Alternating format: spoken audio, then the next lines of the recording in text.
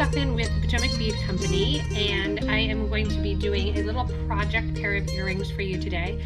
These were actually designed based on a dress of a friend that is the mother of the groom for a wedding, and these match really well to her dress, and I decided, and I told her while I was doing them that I would do a little video to show you guys how I constructed them and how I made them. The materials for these loop earrings are very, very simple materials. I'm using regular beading wire, and this is the regular Bead-A-Lon beading wire, 0.018 7-strand wire. So it's an inexpensive beading wire, and we're just going to be using 10 to 15 inches depending on kind of how long you want your earrings when they're looping to be. In addition to the beading wire, we're going to be using some crimp beads and some crystals. And other than that, it's just a pair of ear wires. If you need any of the materials to make these loopy earrings, you can go to the bottom of the video. Right below, there's a date stamp that says when the video was published and some information from us. You can order from me online with those links at potomacbeads.com. You can also go to the top right-hand corner here, and there's a little I that's information from us, the video creators, and you can check that out as well. So again, we're using some Bead-A-Lon wire and 0.018 7-strand, about 12 to 15 inches depending on kind of the length of your loops. In addition to that, excuse me, like I said, we're using crimp beads. I have in here 1 by 1 millimeter crimp beads. They're sterling silver and they are very, very tiny. We actually sell them in packs of 100. And you can see them crimped on either side of the actual beads. In addition to the 1 by 1 crimp, you are also going to be using 2 by 2 millimeter crimp beads. These 2 by 2 millimeter crimp beads are going at the end of the loop and also connecting to the ear wire and making a loop there. All together, you're going to use 4 of those crimps because you're using 2 at the tops of each of your earrings. Depending on how many crystals you want to add is going to be determinant on how many 1 by 1, or determine how many 1 by 1 millimeter crimp beads you need. Here I did 9, 6, and then 4 as the actual loop, and then 2 for the top piece. I'm going to be using the 2 by 3 millimeter Potomac crystal rondelles, although you can use any beads to do this. Obviously smaller is better because you don't want something super heavy. Again, I'm going to be using the 2 by 3 millimeter Potomac crystal rondelles, and I'm using the jet color. These were the metallic blue color.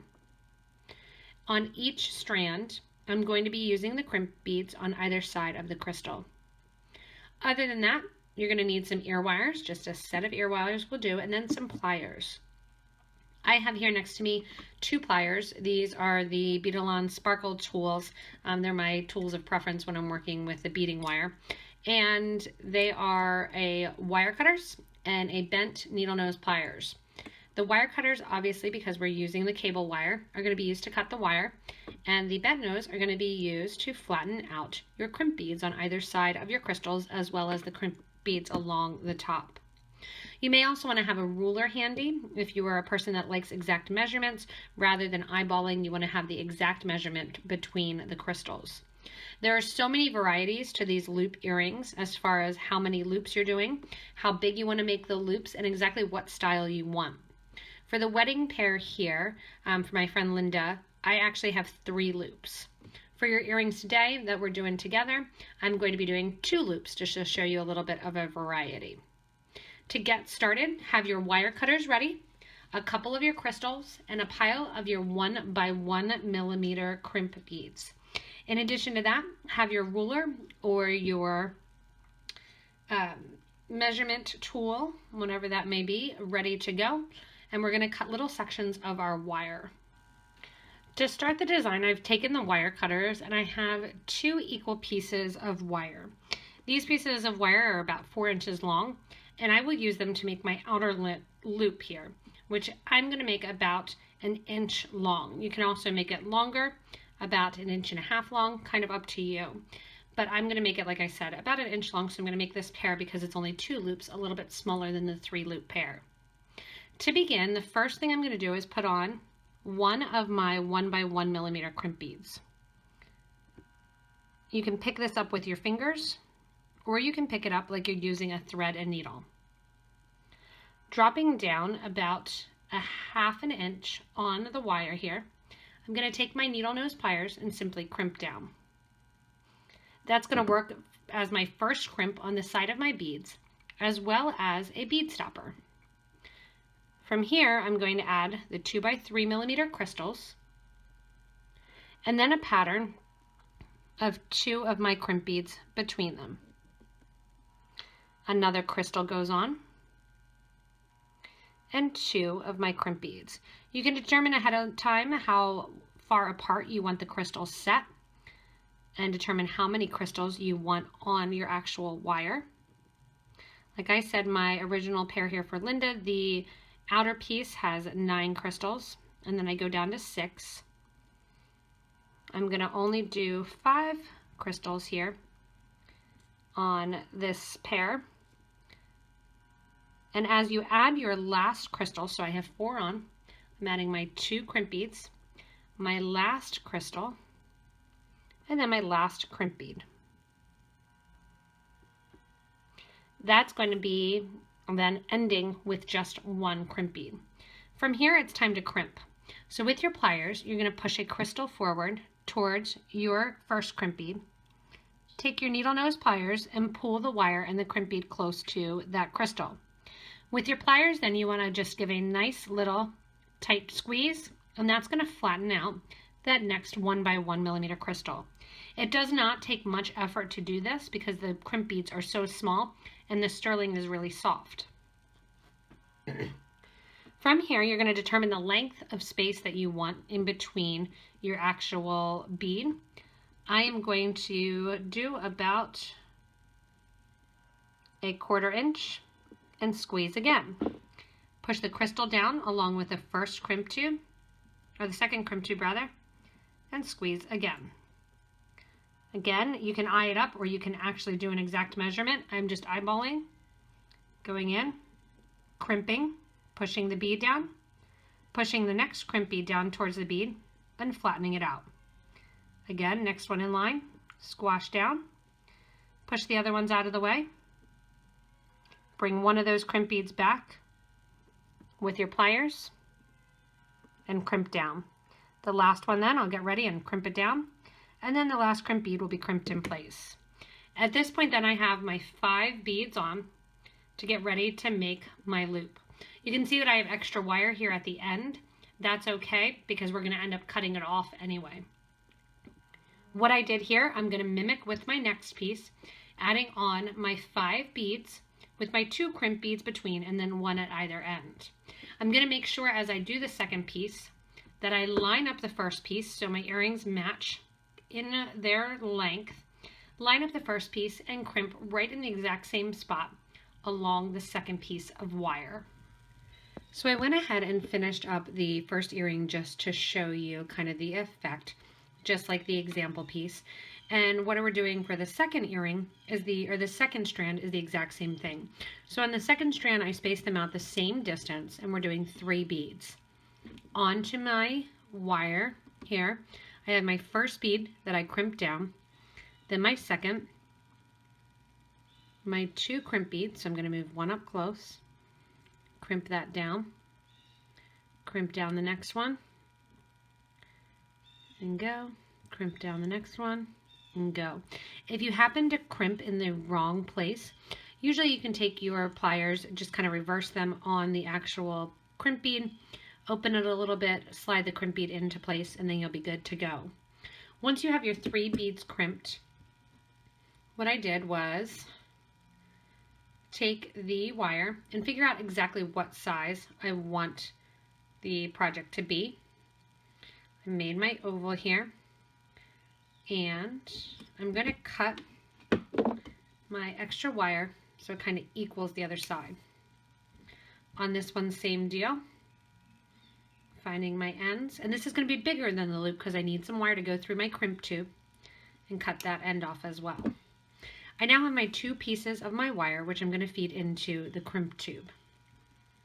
To feed them into the crimp tube, grab the pieces of wire, equal distance, and I'm going to put my crimp tube right on the top of those. Slide it down to your approximate size that you want, making them equal. I'm going to do the same thing here with my second piece. As much as possible, especially for this 3-strand one, you want to get these lined up so that the wires for the middle strands are going in the middle. I start with the outer strands and then I go towards the middle. That will make it lay the nicest way as you are creating your piece. You will not have any problem kind of feeding this wire into the crimp tube. There's plenty of space for those 4 strands. If you are having a little bit of trouble getting it in there, it's probably just because you need to trim down the ends of your wire. I'm going to pull with my pliers those second sets of wire to the size that I want them to be. Laying it on the example piece, I'm going to make sure beside and on that it is the exact same size as the first piece. Here, I'm making them match. Once I have them matched and the wires in place the way that I want them to be, that can take a little bit of kind of finagling, I'm going to take my pliers and flatten out that crimp tube.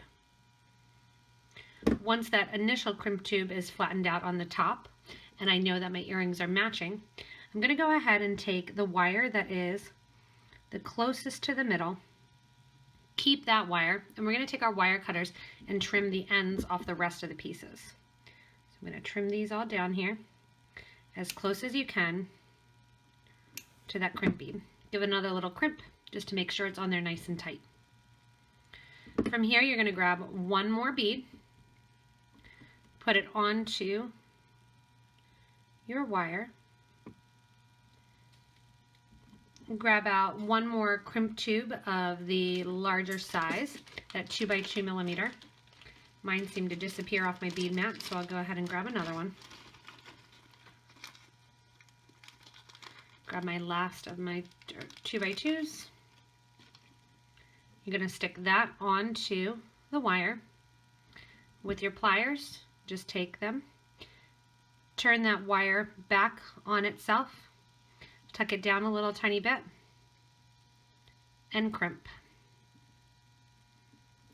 When I crimp then, the earring is completed. And you can see when I crimped so that the earrings are off to the side.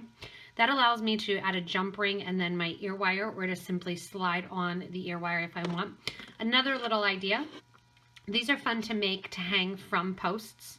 You can take your post earring, you can put it in there, and when you put the post earring in and turn it, you can wear that through your ear and you have kind of a dangle earring. So that's another idea. You can do that with a lot of different earrings. But at this point now I have these fun loop earrings completed. Again, if you need any of the materials to do these earrings, you can go back to the beginning of the video where I list off the materials, or below the video to the published date. Hit that show more button and get links to that. All I have to do now is add on the ear wires and they are ready to go.